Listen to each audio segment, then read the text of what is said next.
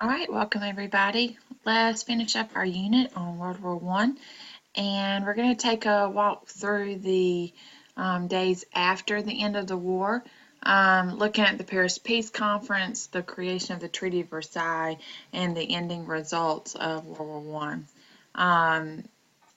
In late 1918, November actually, Germany, when they surrendered, they signed an armistice or a ceasefire, ultimately declaring that they would stop fighting against the Allies. There was a conference that was created, also known as the Paris Peace Conference, where major four countries were represented, Britain being one, France, Italy, and the United States. Germany was not invited to the conference. It was only between the main four allies. And Wilson came to this conference very boastfully, and he brought with him what he called Wilson's 14 points. Uh, and someone even mentioned at the conference that, well, goodness gracious, God only has 10 commandments. Here comes Wilson with 14. So people looked on to Wilson almost as if he was very smug and thought, his solution for ending this war was the best and the only way to go. And of course, you can see how they respond because all of the 14 points get turned down except for one. The one point that he did get out of the League was the creation of the League of Nations. This was a very big debated piece. Wilson believed that we needed an organization of countries that could diplomatically get together to talk things out via the League of Nations, so we could try to avoid another war. There was many debates over this from France and other countries because they just saw us get out of a war. They were kind of ready to, go back to their own country because the last time we got involved with diplomatic relations with other countries, we got into a World War One. So the 14 points, now this is not going to cover all of the 14 points. We'll look at those when we do the conference in class. But the major points that Wilson asked for was for countries to reduce their weapons, reduce weapon production. Second, we have is that governments, countries should have the right to self-determination, meaning they have the right to govern themselves. The people had the choice to govern themselves. So avoiding a dictator, avoiding totalitarianism. Again, League of Nations was one of the 14, and let's talk it out rather than fight it out. Okay. But again, the people are the countries like France and Italy and Britain, they are too worried to give countries like Germany and others of the Central Powers too much freedom. It may give them too much power to rise. And so self-determination was a little bit too loose of a punishment for Central Powers. So Wilson, what he called for is a peace without victory. How can you have peace without victory? Obviously, it's a side giving up the ability to say we have won. Both sides really just lay down the gauntlet. And if you're always trying to better someone or beat someone, there is never any true peace. So coming to an agreement, coming to an ending without having to fight to the death. So the only of the 14 points he got was the League of Nations. Here's the only problem. Wilson went to the conference with these 14 points.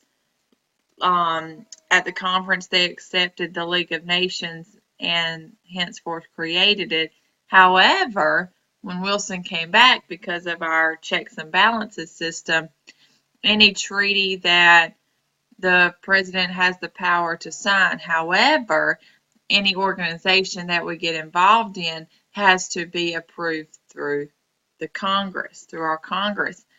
And so when Wilson brought back the League of Nations to be voted on, Congress said no. We didn't even join the League of Nations.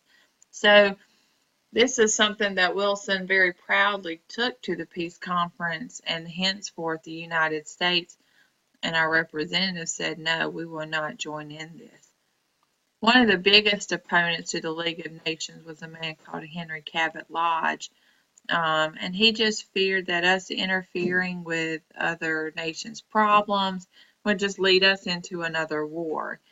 And he had a point. We know that in just shy of 15 years, World War II will begin to take place. So he was one of the biggest opponents of League of Nations. The end of the war itself, the Treaty of Versailles was created. All of the blame was made on Germany. All of the blame was made on Germany for World War I. And this left Germany with a bitter taste in their mouth. When their German government signed the treaty and agreed to it, the German people felt like it was a betrayal of the people, and henceforth they began to resent other countries and resent many within their own countries, especially the Jewish population.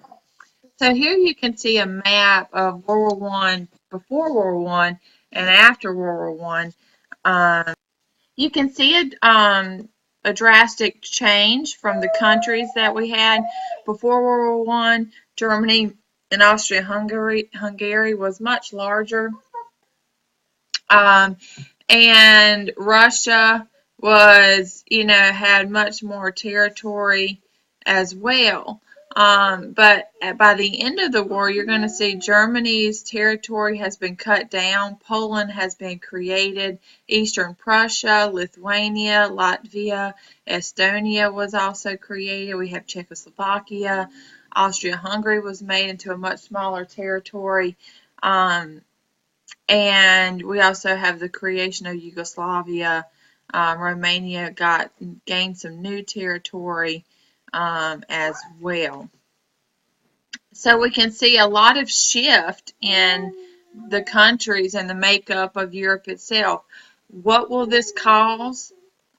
This is going to cause some tension. This is going to cause civil tension that's not going to easily go away over time, because you're going to have citizens in these countries who see themselves as aligned with Germany or as aligned with Austria-Hungary as a whole country, not as broken up little pieces. Okay? Some of the consequences out of the war, and this really stems from the Home on the War front, the role of the government increased in the United States during the war. And so, for example, they created things like the War Industries Board that controlled the national economy during wartime.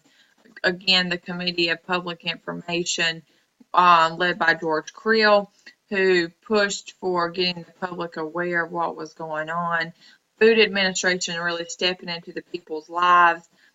President Hoover in the that would take over after Wilson and into the 1920s, created a program that would continue to preserve food, conserve food for the war effort. Government will limit rights during the war. We have the Espionage and Sedition Act that would come out as well, making it illegal to interfere with a draft or say anything disloyal to the government efforts to fight the war. Socialist Eugene V. Debs will be sentenced to 10 years in prison for criticizing the government and also for having socialist views. Again, if you remember, Russia has fallen and the Bolsheviks have taken over, and now communism is going to begin to rise in Russia, hence beginning the scare of communism. Well, that ends our unit on World War I. We will be moving into the 1920s and seeing more effects of World War I blend into it. And we'll also be wrapping up with our Paris Peace Conference in class tomorrow. Thank you.